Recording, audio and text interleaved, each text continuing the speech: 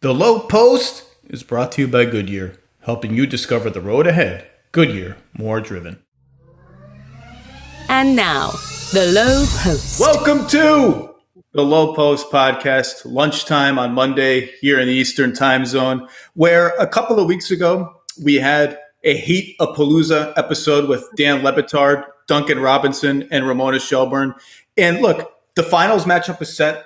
I primed it last Friday. The Heat against their old superstar, the one who spurned them for a homeward journey. It's going to be very exciting. We will break down everything about the X's and O's, the drama, etc., with Jeff Van Gundy tomorrow on the Lowe Post. But if the Heat got a day, the Lakers deserve a day. Because really, the Lakers don't get a lot of coverage in the media. They deserve a day, and I think they deserve a day because if you just zoom out and look at everything that has happened to this franchise since the Chris Paul trade veto in 2011, which is just one of the great what-ifs in NBA history. And David Stern would push back even calling it a veto. He just said, I didn't like the trade. Like any owner, I rejected the trade I didn't like. Whatever the case may be, I just want to retrace the last 9 years of Lakerdom, including 6 years in the wilderness of lottery life, a place the Lakers never are in and don't have any familiarity with. And I couldn't think of anyone better to do that than, I'm just going to say it, Los Angeles icon, Southern California icon, former Stanford softball star, Ramona Shelburne. How are you? Wow, that is way too kind of an introduction. I'm doing good. It's funny you mentioned the Chris Paul trade because I was thinking about that the other night. John Black, the former PR guy for the Lakers, told me at that time it will take the Lakers a decade to recover from this, from not just the Chris Paul trade that fell apart, but the way it spurned Lamar Odom and changed his career, the way it changed their relationship with Pau Gasol, who's never really wanted again by the franchise and never really the same player. It will take the Lakers a decade to recover. That's almost a decade, right? He was right. So if for people who forget, the Lakers for like 4 hours seem to have acquired Chris Paul in a 3-team trade with were they the Pelicans, the Hornets, whatever the hell they were. They were still the Hornets, I think, and the Rockets, where Pau Gasol would have gone to the Rockets. Goran Dragic, Kevin Martin, Luis Scola, and a first-round pick would have gone to the Hornets. Chris Paul would have come to the Lakers. And I remember I wrote my trade evaluation column and went to what I believe was like a farewell from New York City party for one of my good friends. And I got to the party and had beer one, sip one, and looked at my phone. And I was like, I think I got to leave. They're going to veto the trade. I got to go have fun in California, buddy. I'm never going to see you again. Bye-bye. So what do you remember? You're in the trenches in LA. What do you remember? Because think about that. What if you get 26-year-old Chris Paul, you have Kobe, you have Bynum, who is a budding all-star at that point. And the next year, you still have all the stuff that you had to trade for Dwight Howard, which people forget when the Lakers got Dwight Howard, it was like, that's it, cancel the league. It's over. They're going to be too good. They have the best center in the league in his prime. They still would have had that entire trade arsenal to get Chris Paul, Kobe Bryant, and Dwight Howard, and then it all falls apart. What do you remember about that day? Well, I mean, I had the same thing as you. I was halfway through a column, talking about the Lakers are back, right? Like they're still the Lakers. The Lakers, there was always this mythology about the Lakers. This is sort of, I used to call it Lakers exceptionalism, is that, they will always find a way. The Lakers they're just somehow things like this just happen to the Lakers. And they have this sort of belief that things like this just happen, right? You're going to be able to trade for the best point guard in the game. And then you're going to be able to trade for the best center in the game. And then, if you don't want to trade for him, they'll sign with you as a free agent. Like, these things just fall into their laps all the time. Okay, the last finals appearance that the Lakers had was in 2010. At that point, there had been 64 NBA finals, and the Lakers had appeared in 31 of them. That's like half. That's like half. Every other year they are in the finals. That is an unbelievable record, an unbelievable set of circumstances where your franchise, if you are a Laker fan, you just have an expectation that your team is going to be in the finals every other year. How crazy is That's how that? you get that's how you get sign guy with the gold chain going Lakers, Lakers. I'm Facebook friends with that guy. I love that guy. But what do I remember about the trade? I remember the night of it was shocking, right? We are all kind of unpacking what happened. But I remember later these conversations with Jeannie Buss about it. And and it really spoke to me about how bad the relationship with her and her brother was and how dysfunctional that relationship um, how that dysfunctional relationship hurt the Lakers business and hurt what was going on. Because in Jeannie's retelling of this story, she was at the Board of Governors meeting in New York, and her dad, Dr. Buss, had started taking her to Board of Governors meetings, I don't know, 5, 10 years earlier. So she had been a regular there. And the league is restarting after the lockout, Lockout. right? So all of the owners are there. And I think it created the perfect circumstances for the Chris Paul trade to fall apart. Because the owners they're in a hotel in New York, and they're all talking, I've heard a lot of different stories of, people trying to talk, the people trying to talk to the principals involved, and because they're all in a room. Normally, when you would have trade negotiations like this, they wouldn't be all in the same room. You'd have to be on the phone. You'd have to be on. Well, the Laker delegation who were having the trade conversations were not there. Jim Buss, Mitch Kupchak, Jerry Buss were not there. They were not in that room.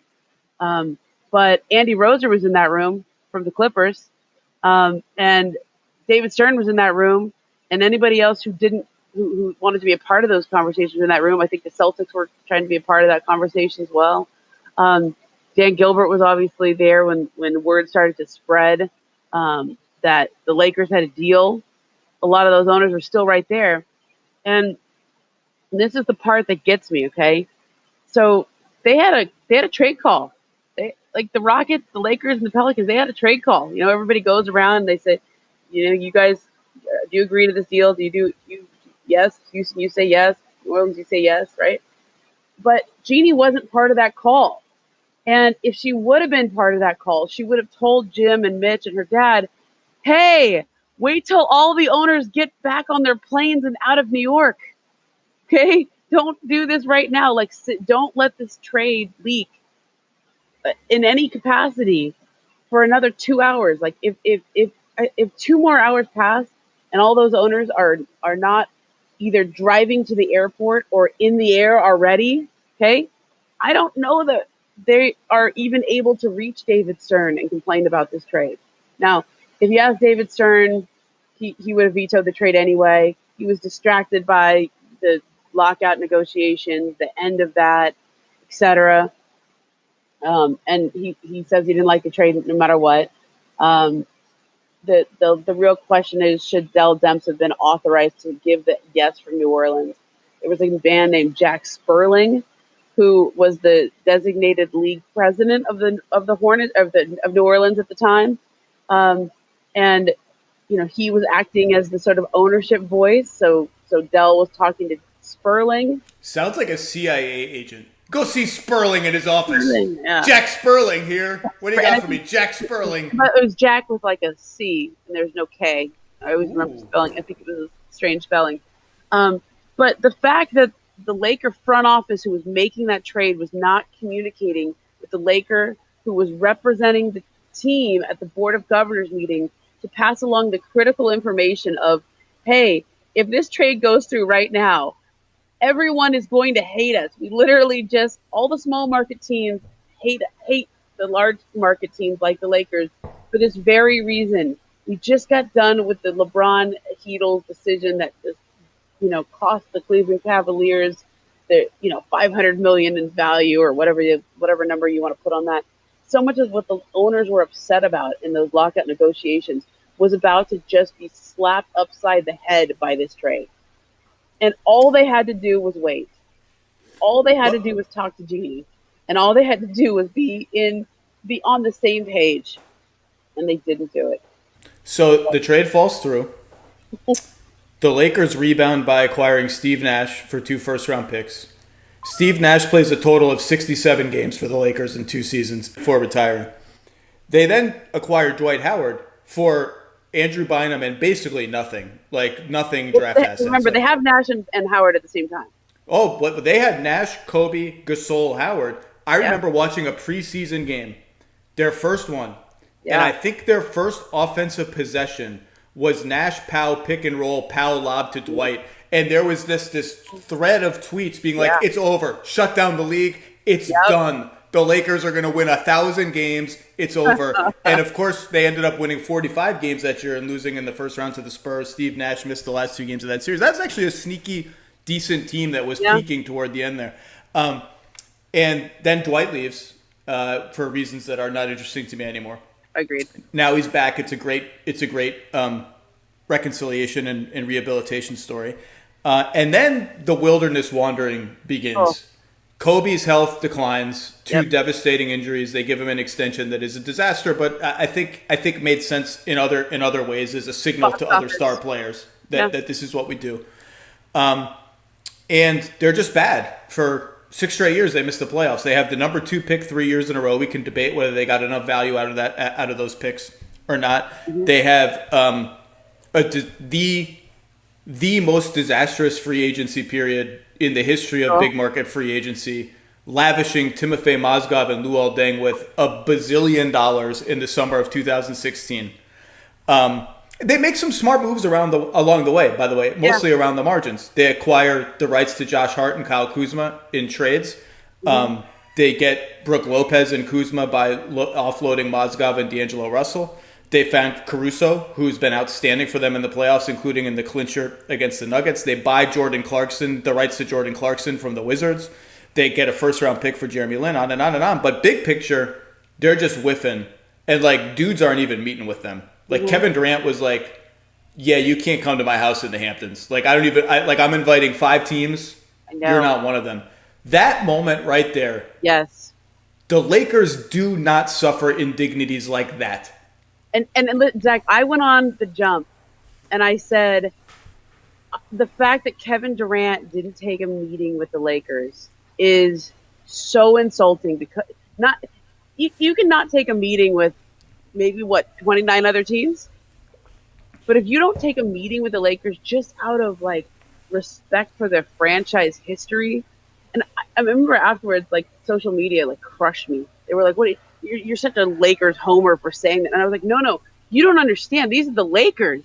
You can't not meet with the Lakers. How do you, this is and that spoke to me just how, one, it underscored how much disdain the rest of the league had for the Lakers, because you feel it when they're winning. Everybody hates the Lakers, right? Because it's the Lakers. They go to the finals every year, and Lakers.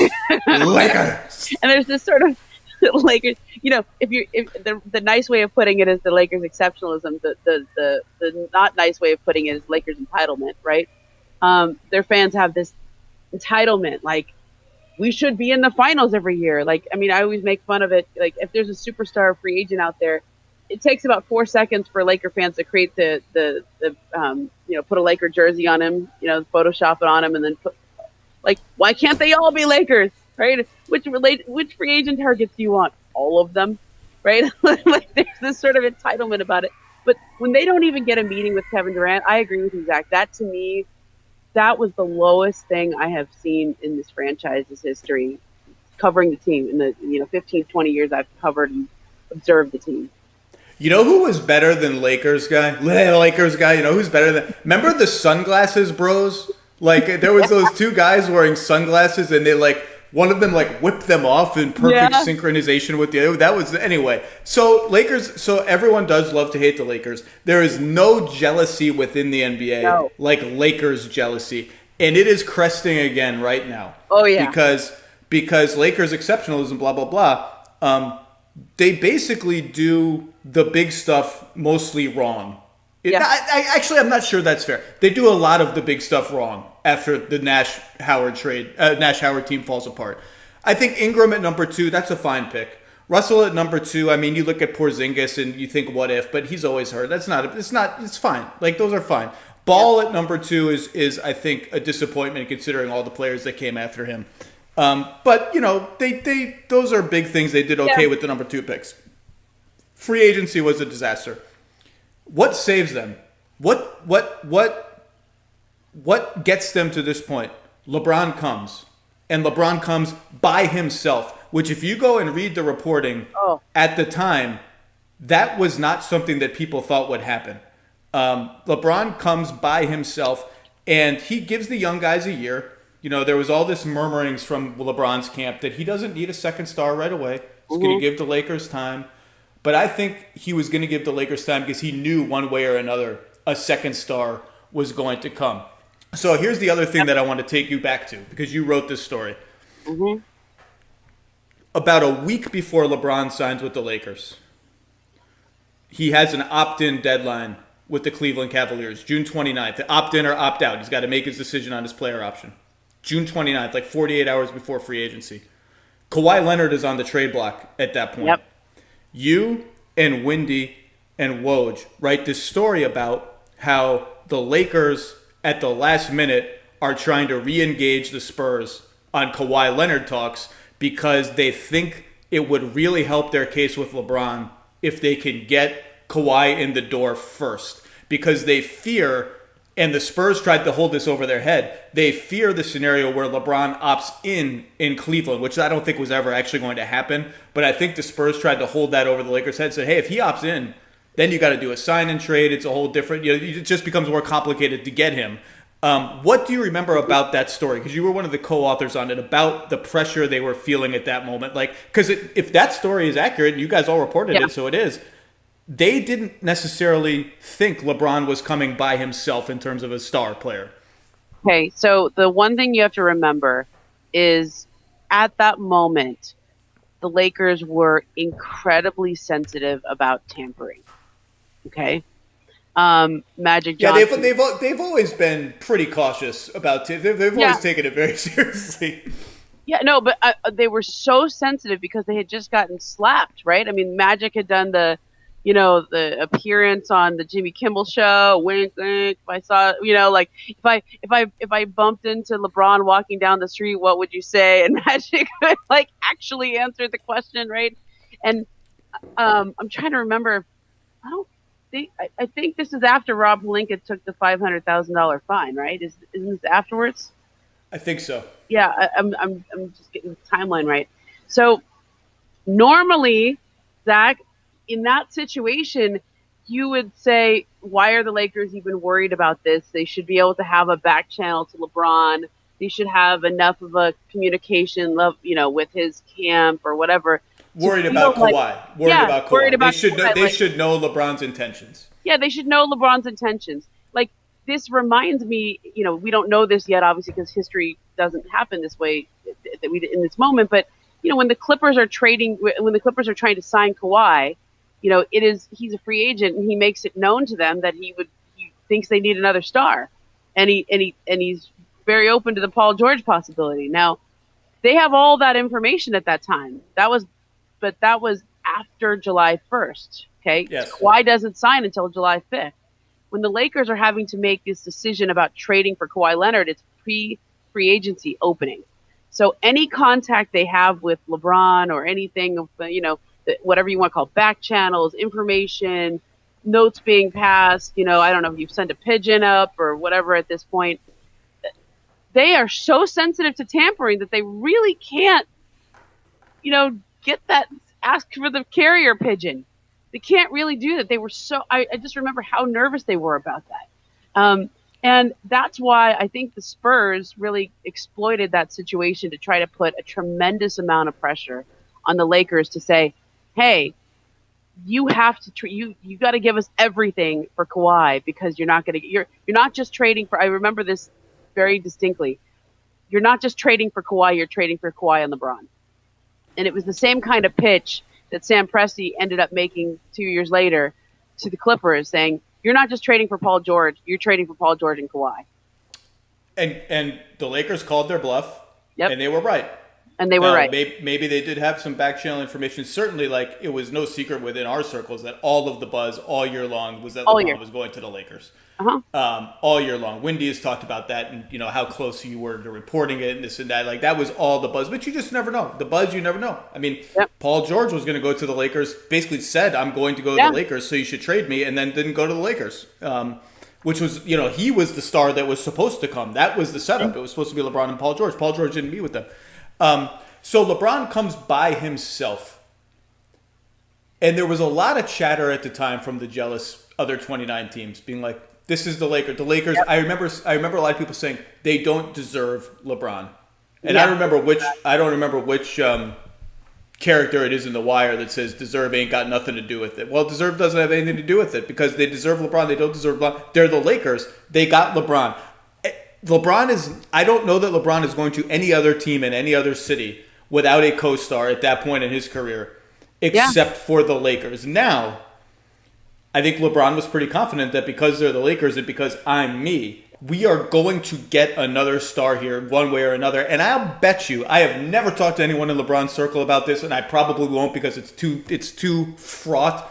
I'll bet you in the back of their head, they were already thinking, New Orleans is not a good situation for Anthony Davis. And Rich Paul later comes to represent Anthony Davis. I'm trying to think back on when Anthony Davis switched his representation to Rich Paul. It was definitely after LeBron signed with the Lakers. Yeah, I think it was well after. But as you know, a lot of times those things are in the works. But to be clear, I'm not suggesting anything nefarious at all. I'm just saying it would be a natural conversation for people to have spitballing about the NBA, just like we do, going around the league and saying, okay, Paul didn't come, Kawhi didn't come. Let's look around. Who's gettable maybe someday? Remember, that was an obvious one. Kawhi was going to be a free agent too. Like, we don't know that he at the time when the Lakers went and got LeBron and basically didn't do it with Kawhi, right? They called their bluff. They got LeBron anyway. Kawhi was still on the Spurs. They ended up trading him to Toronto. I think it was a month later, maybe 6 weeks later. It was July 20th, about something like that. Yeah, so about a month later. So they still in their heads think they're going to get a real shot at Kawhi as a free agent a year later, without having to give up all the kids, without having to trade for him. I think at that time they really felt like Kawhi had given enough signals saying he wanted to be in Los Angeles eventually. Like he wanted to come home. And in the Laker head, in their heads, they're like, okay, so if he wants to be in Los Angeles, it's just us or the Clippers. Well, we got LeBron. I mean, we got a better team if we got LeBron. So I think at that point when they called their bluff, they realized, one, they had a lot more leverage once they had LeBron. When they didn't have LeBron, the Spurs could make that pitch to say, you're not just trading for Kawhi, you're trading for Kawhi and LeBron. Well, they can't say that anymore. So they felt like this would be a better time. If they wait, he can just come as a free agent. So they get LeBron. Mm-hmm. They don't get anyone else right away. They have a bad, by LeBron standards, first season where they miss the playoffs. LeBron suffers really the first serious injury of his career. Yep. And, they stock the team with guys who can't shoot because LeBron wants playmakers around him. And to some degree, I think that vision has been half redeemed by this playoff run, to be frank, as much as people laughed at it, including me. And they make, among their last-ditch efforts for shooting at the trade deadline, though, a course correction that telegraphs that they did not necessarily believe that their original vision was working. They trade Svi Mykhailiuk for Reggie Bullock. They trade Ivica Zubac for Mike Muscala, which is just an all-time disaster. Not an all-time disaster. It's an all-time fringe. Like Ivica Zubac is not going to become a Hakeem Olajuwon or something, but he's a good player. And this is after letting Brook Lopez walk, even though he would have been perfect for their team. Blah, blah, blah. Not a great first season. They then trade for Anthony Davis. So I'm going to go through two what-ifs for you. Ready? They're unanswerable, really, but I think the second one might be. What if, number one, Ramona Shelburne? What if LeBron never wins a championship in Cleveland? Oh. Does he leave? Can he leave the Cavs without a title there in good conscience? That's a great question. That's unanswerable. I don't know the answer to that. Unanswerable, but I think he could have, because he took him to so many finals. It wasn't like they didn't get there. They had a lot of cracks at it. And I think the situation would have been exactly the same, in that the Cavs' window to win really closed when they traded Kyrie. They never really reloaded. Now, if you really want to go back into the what ifs, Cavs were on the 1 foot line of a trade for Paul George. Okay, that is one of the great what ifs in NBA history. I believe that's the big deal. That's like a Denver's involved, where Kevin Love is maybe going to Denver. There are a couple complicated iterations of this. Yeah, there were several iterations of that trade, but they were pretty close to trading for Paul George that year. And I don't know, LeBron and PG, and that maybe that keeps him there. Maybe Paul, instead of going to Oklahoma City, Paul goes to Cleveland. He and LeBron team up. It's like, that's a good what if. But I think LeBron leaves no matter what. That would you be make my a great answer. point when you talked about all the finals, 4 in a row that Cleveland went to with LeBron. There is a price for signing LeBron. LeBron is going to upend your franchise, right? Like, a coach is probably going to get fired at some point. You're going to end up trading all your young players and draft picks for help to win now. And there's just a certain amount of, it's been much less so with the Lakers than it was in prior stuff. There's just a certain amount of melodrama. I don't know. There's just stuff. There's always stuff. There was social media stuff. There was passive aggressive stuff. There was just drama. But you know what?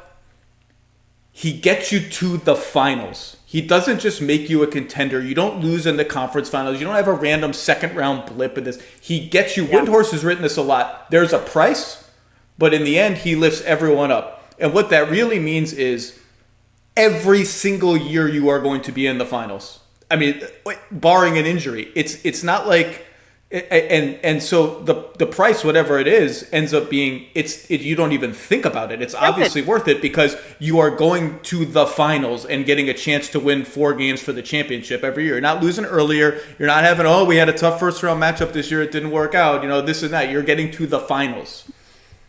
Yeah, I mean, that's what the Lakers do. They get to the finals. Okay, that stat just blew my mind the other night when I thought about it. So this is their 32nd finals appearance. LeBron has appeared in 10 of them. So if you add it together, all right, it's 41 of the 74 NBA finals that have been held will include the Lakers and or LeBron. That's like 55%. It's ridiculous. I mean, I don't want to get ahead of myself now. Yeah. But let's just two bigger picture things is, the Lakers win this finals. That's 17 titles. Now, the Boston fans gave me a lot of flack last week, saying the Minneapolis one should not count. Okay, it's still 17 to 11 or whatever it is.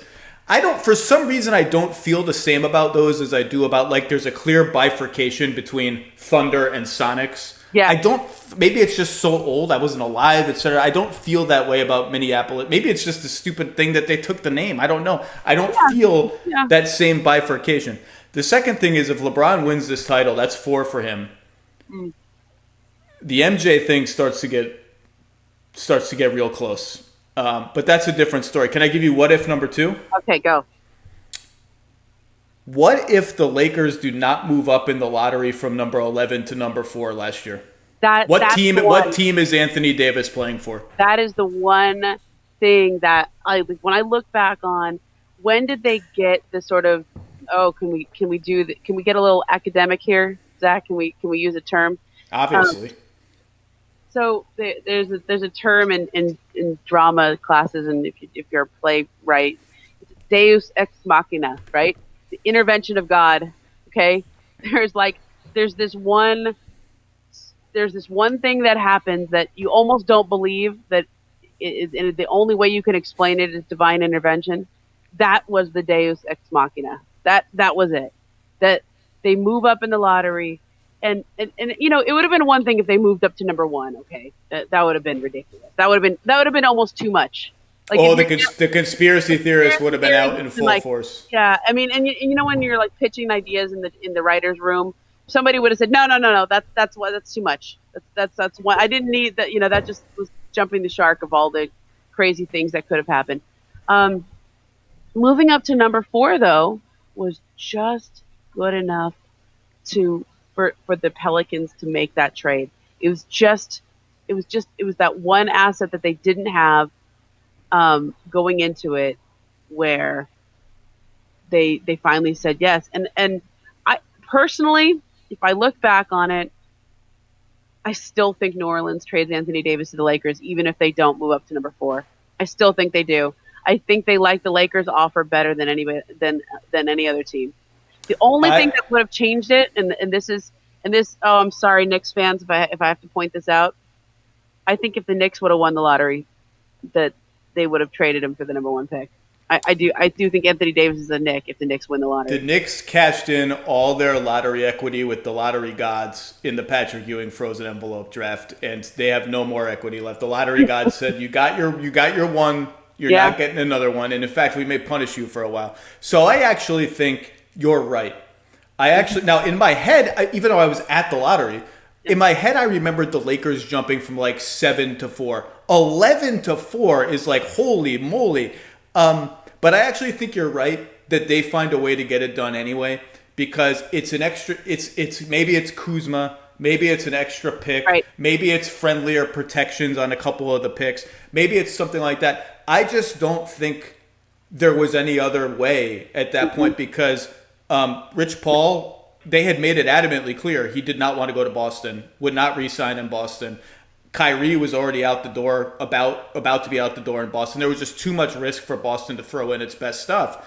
And I just don't know what so I although that was an act of God that favored the Lakers, I still think Anthony Davis is in Los Angeles. And by the way, they gave up everything almost. They gave up everything but Kuzma and whatever. And I wrote at the time, if you're getting Anthony Davis for 5 or 8 years, you give up everything. If you lose him after a year, it's a disaster. And that doesn't appear to be what's going to happen. It appears that they're going to get Anthony Davis for 5 to 8 to 10 years, and you give up everything for Anthony Davis. Well, and then let's go back to where we first started this conversation. They did the same thing for Dwight, okay, in the same spot.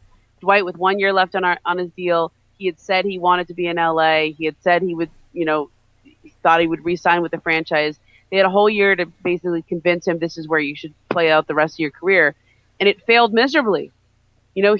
One thing I don't think has been written well about Dwight's first time through LA was he had a back surgery that he rushed back from, and he felt this obligation to make good on the trade, to do well in his first year with the Lakers. But I don't think he was ever the same player as he was in Orlando. I think his back was killing him. Later, last year when it was reported that he had like a butt muscle injury. You remember that report? Yes. He ends up having back surgery, and I only know this because I have a sciatica stuff myself. Where I said, did he have a butt muscle injury? How did he have back surgery for that? And they go, oh no, this was just a redo of the back surgery he had all those years ago because it wasn't done correctly or it didn't work out right. I mean, he rushed back from that injury. It didn't work right, and some of the reason why that trade fell apart or it blew up in their faces where they give up all their assets for Dwight and he leaves for nothing as a free agent. He just wasn't right physically. I also think that trade was a total no-brainer for them, and they didn't give up anything for Dwight compared to what they gave up for Davis. Yeah, Andrew Bynum would have broken down with them instead of the Sixers. Okay. Before I let you go and bring on our special guest for today, not that you're not special, Armando, but you've come on the Low Post podcast before. This is a debut guest. Tell the story, please, and I don't know it, about Jim Buss and Pat Riley. Okay, so this is a fun one. I can't even remember how I first heard this story, and it sounded like something that you tell 10 years later that maybe in retrospect after Jim Buss is gone, this story comes out. But I think a lot of people in Miami may have heard this story as well.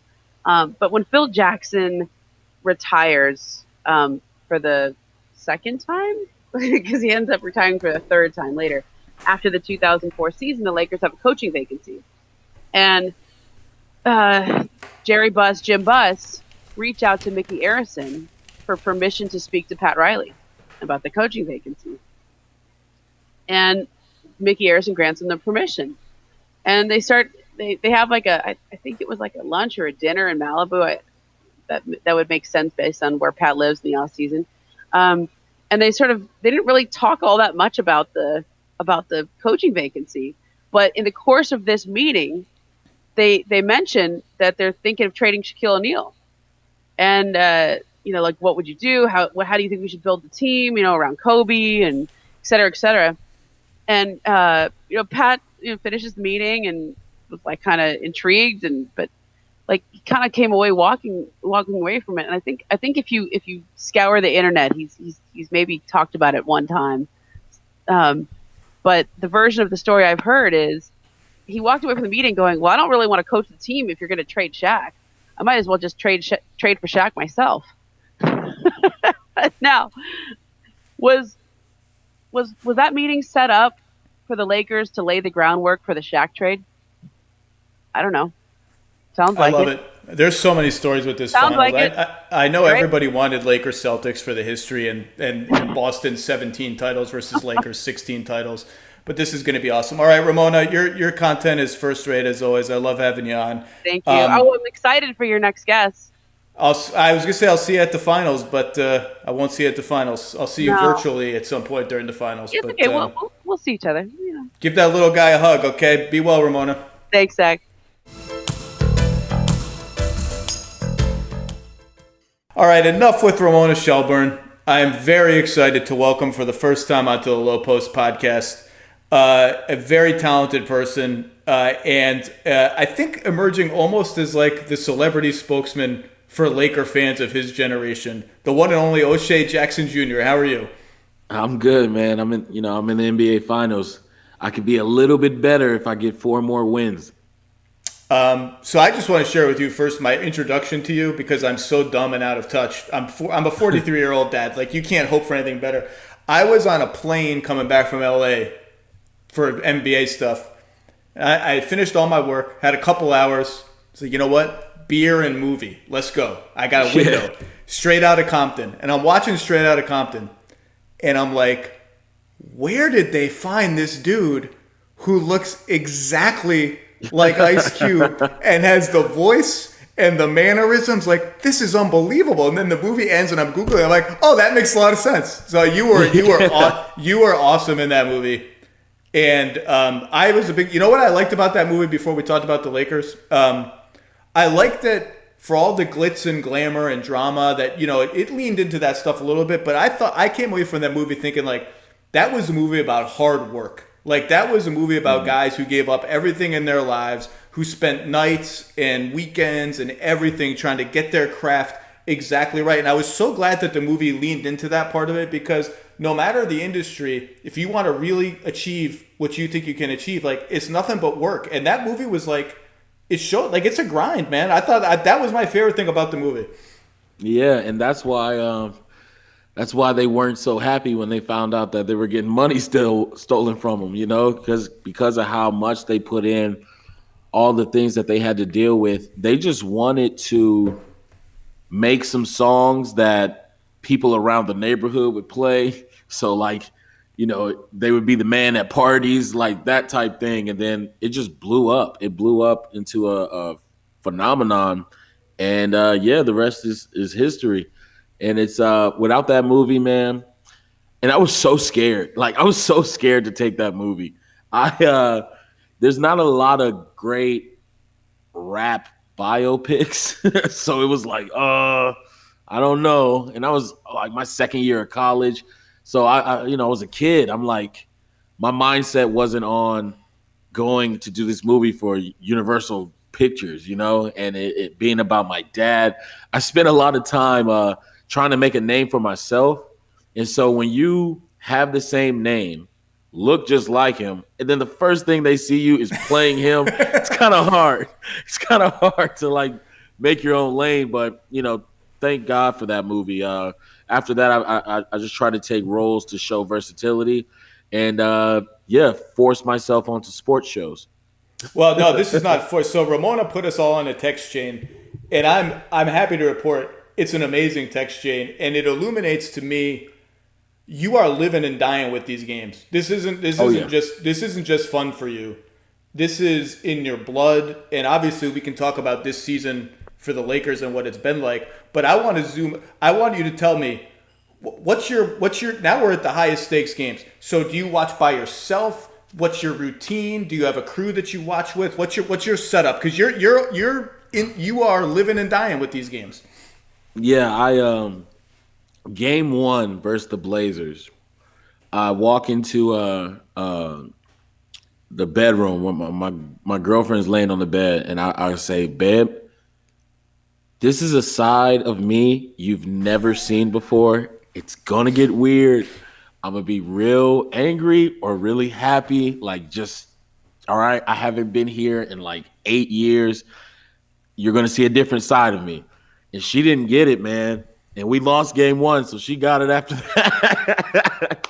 And yeah, I'm a weird fan, dude. Like these playoffs, if we lose in whatever I'm wearing, I'm never wearing that again. When we win, I'm wearing the same thing. This whole Denver series, I've been wearing my Mamba jersey, the black and gold.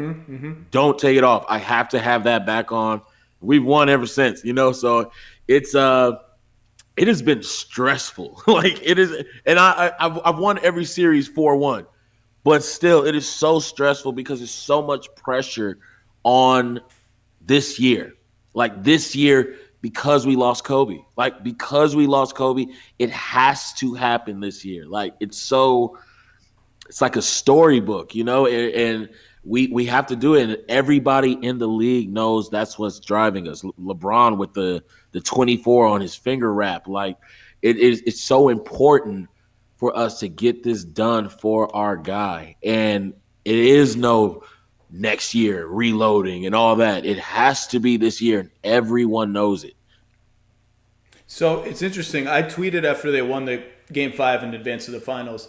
I said something like, think about the calendar year that the Lakers have had. And here they are, 12-3 in the playoffs and the finals, beyond impressive. And I got a lot. I mean, this happens on social media because people are mean and nasty and dumb.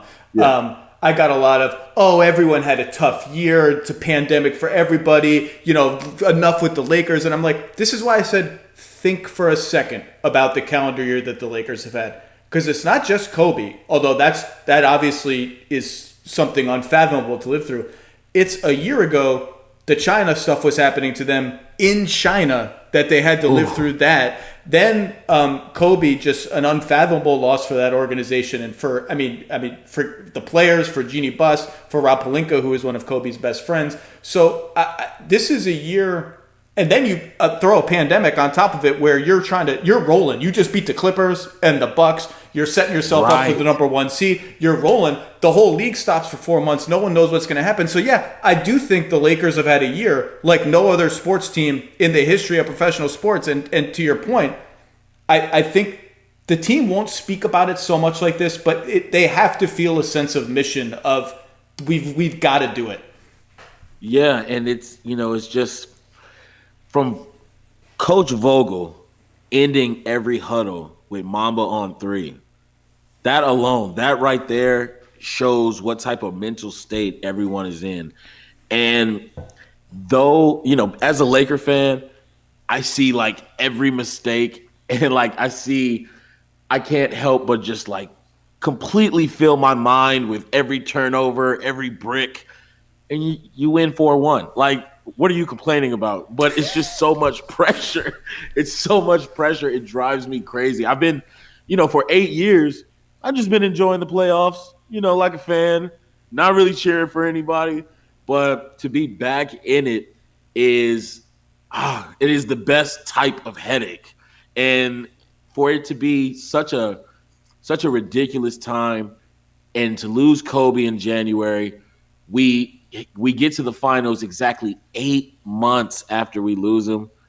It's just so many numbers, so many hints, so many special moments that this season brings. And, Laker haters, I love them. Some people kill for that type of loyalty. They hate me every day. And that is my best part about being a Laker. So yeah, they're tired of hearing about us. And then you add LeBron, now you got to hear about me even more. It's like probably one of the funnest seasons that I've had in a long time. So one of the reasons I really wanted to have you on was you came of age as a sports fan. You know, we all like. I always think of like 12 to 16 are the years where you really like you begin to realize what it feels like to be a fan, what the loyalty means. For you, that's the apex of Shaq Kobe. You come of age as a sports fan during Shaq Kobe. So my first question though is, you experienced that growing up, and you just think, man, I'm a Lakers fan. I got Shaq and Kobe. This is just what life. This is what life is like. So, what have the last 6 years been like for you? Because this is completely unprecedented territory for the Lakers. They do not miss the playoffs 6 years in a row. They never have. They've never had a fallow period like this. So, how have you? It sounds like you're still watching games. You're still a diehard. But did you ever lose hope? Did you ever feel like, man, maybe the Lakers brand isn't what it used to be? Oh no, and this is my logic.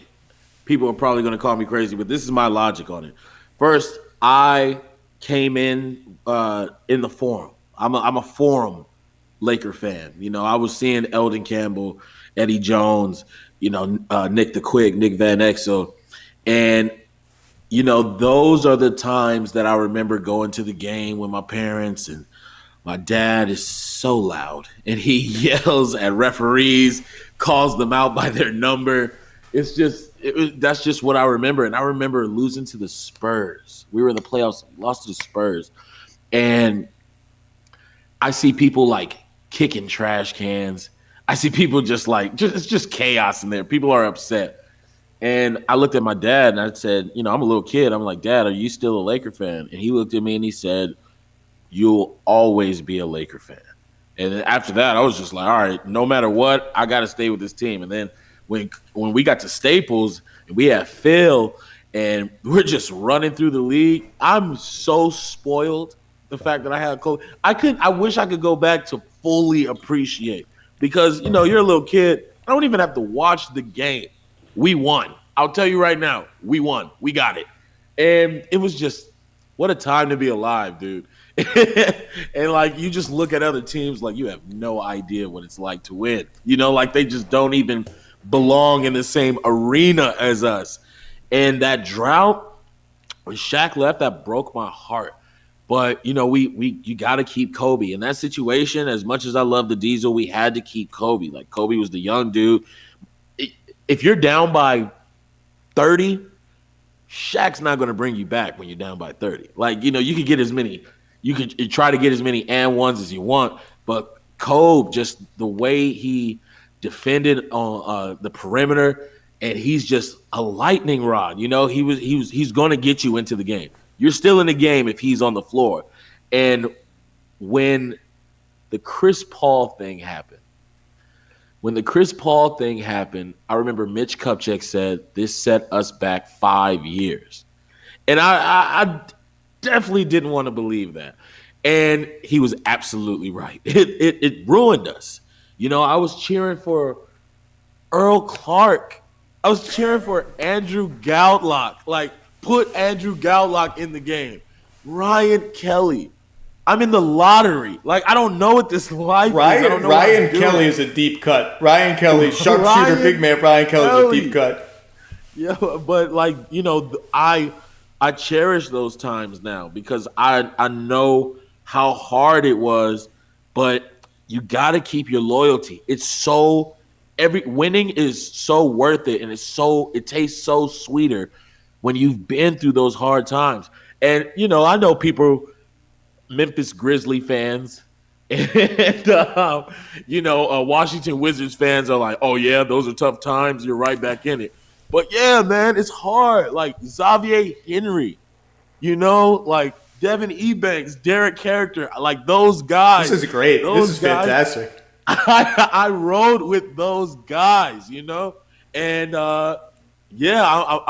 I'm so happy that we're here. I look at it like, from 1988, we didn't win a championship till 2000.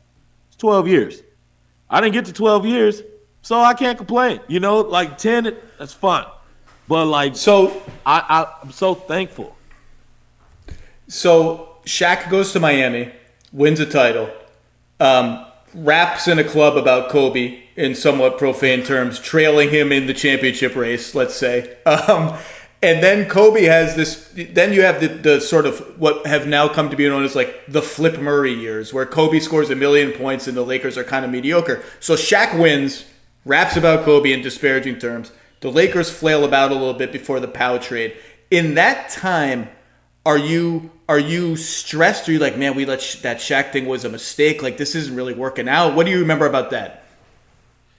I remember, that first game against Miami. I think it was on Christmas. I was gonna say it's a Christmas game. Didn't Kobe try to dunk on Shaq at one point? Yeah. And me and my family were on vacation, and I remember watching that, and that was the first time where I was mad at Shaq. Like, I really was like, dude, you broke my heart. I loved you. I loved Kazam, Steele. I was there. I was with you, man. And you, like, it just, that was the first time Shaq was like the enemy to me. And, I didn't like that feeling. Shaq is a Laker. Shaq is a Laker. He's he's a perfect Laker. Yeah, dude, yeah, right. Big money, just the star. He's a star. But man, when he left, it was a weird feeling, man, because I felt like they would be together forever. I felt like it's Shaq and Kobe. Like, there's no way that they're broken up, going at each other like this. And yeah, that was not a good time. I remember that was when I started riding for Kobe, just tough. Anybody who had anything to say about Kobe, I'm on your head. Like, there's nothing you can say about my guy. And yeah, I was so happy to get that revenge. That against the Magic too, like Shaq's original team, like it meant a little bit more. And then for Kobe to get that that fifth ring, that's winning the rivalry. And Shaq played for the Celtics. Whoa. Disrespectful. Did you want the Celtics? Did you want the Celtics in this series? Because if the Lakers win, you wanted them. I wanted them, man. It would. First of all, how great would it be for LeBron coming in and your first ring on the Lakers is against the Celtics, and then you got that plus the Rajon Rondo aspect, like Rondo against the Celtics with the Lakers in the final. It just would have been great. But, just like they always do, Celtics find a way to disappoint me. Ooh! And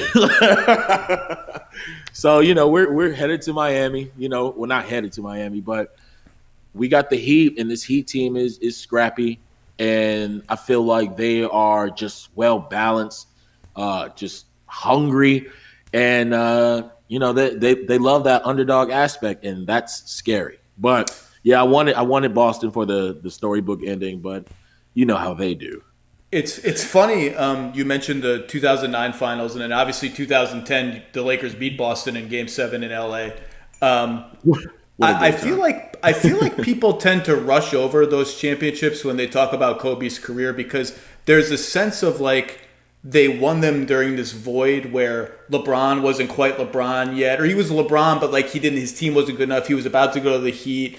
And Kevin Garnett gets hurt in 2009. There's just this, like, those are rushed over, and I don't think they should be, because the Magic were awesome.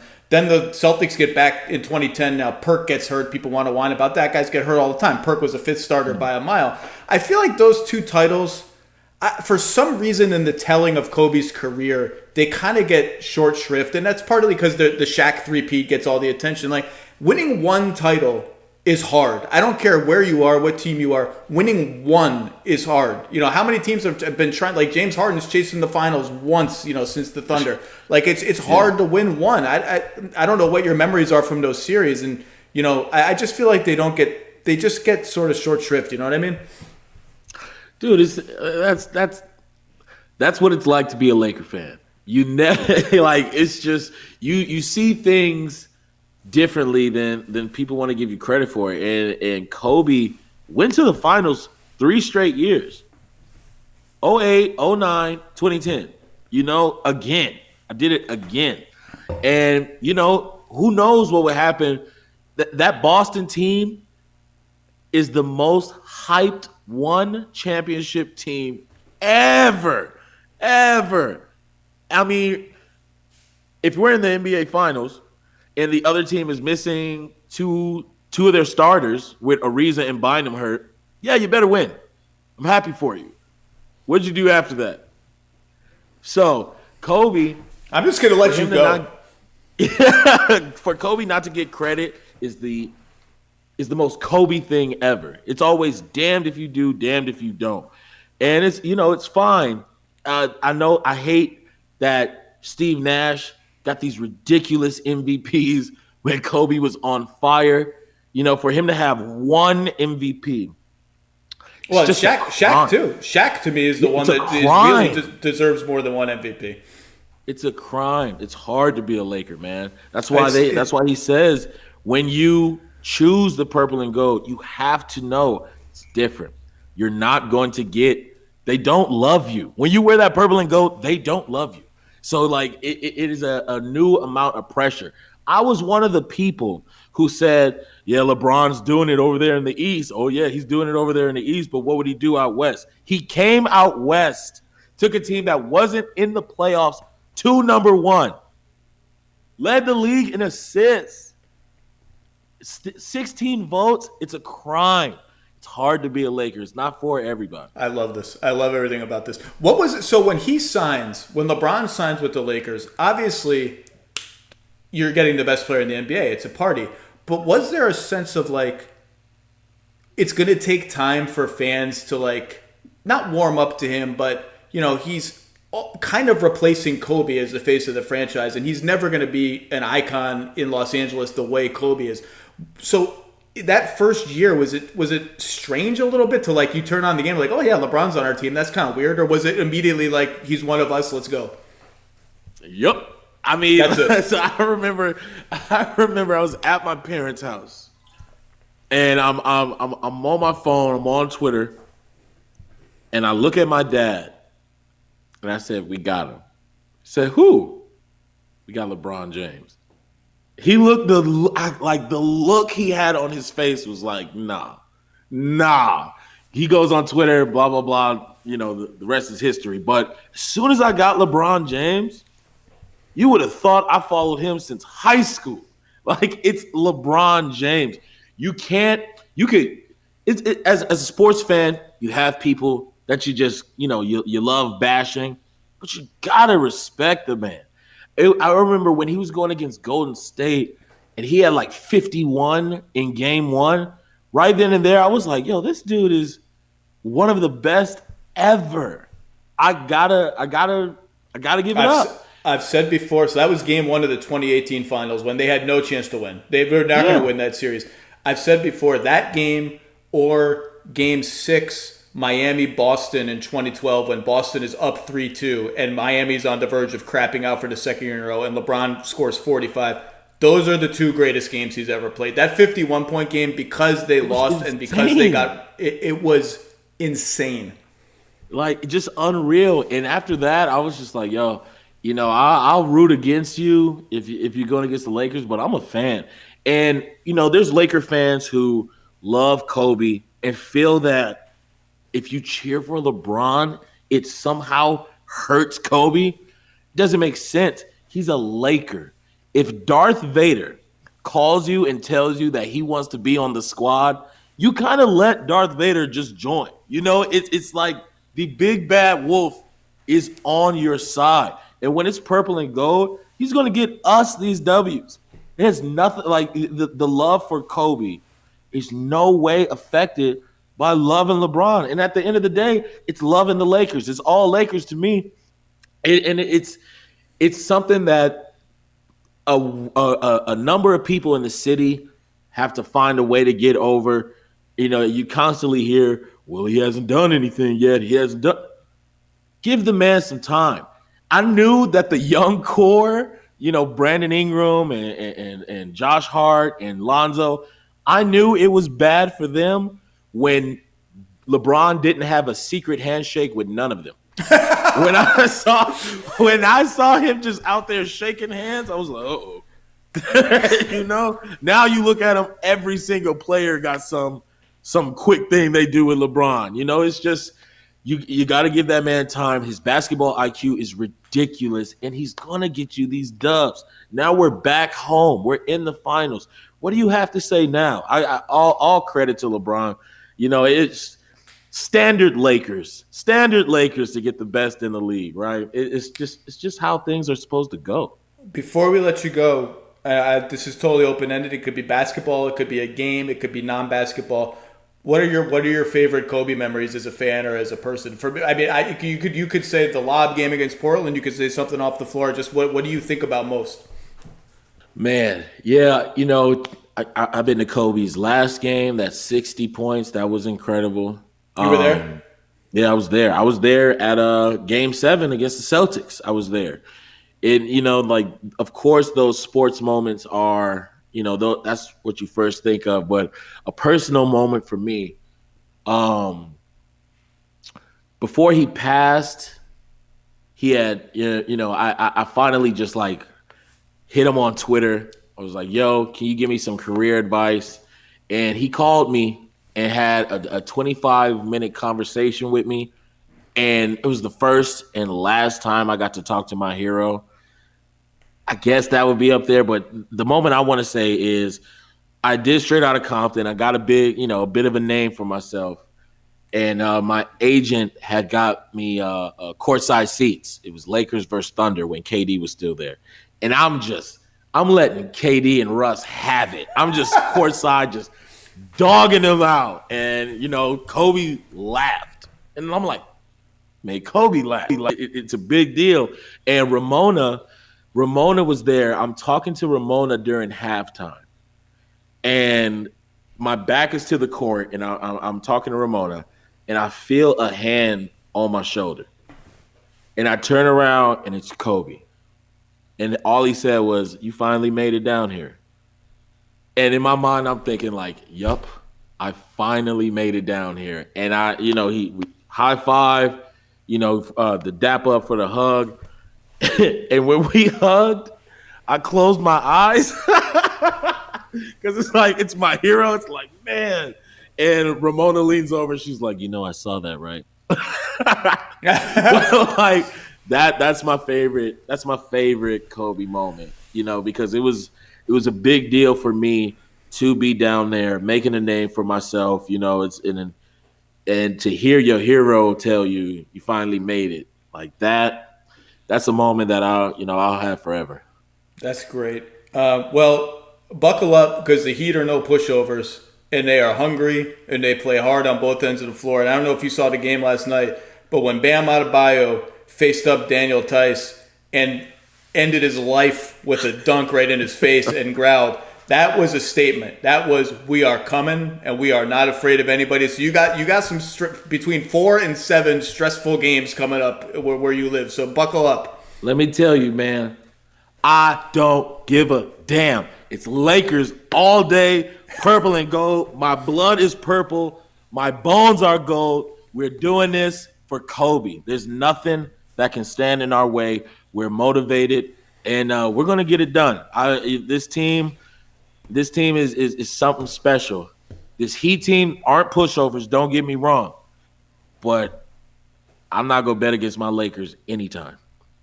I love it. O'Shea Jackson Jr., this was a lot of fun. Let's do it again sometime. Enjoy the next couple of weeks because it has, by Lakers standards, it's been a while. So enjoy it, and thanks for popping on. One more thing? Yeah, of course. Go Lakers. Well, but you said it. All right. Thank you, sir. Be well. Thank you, man.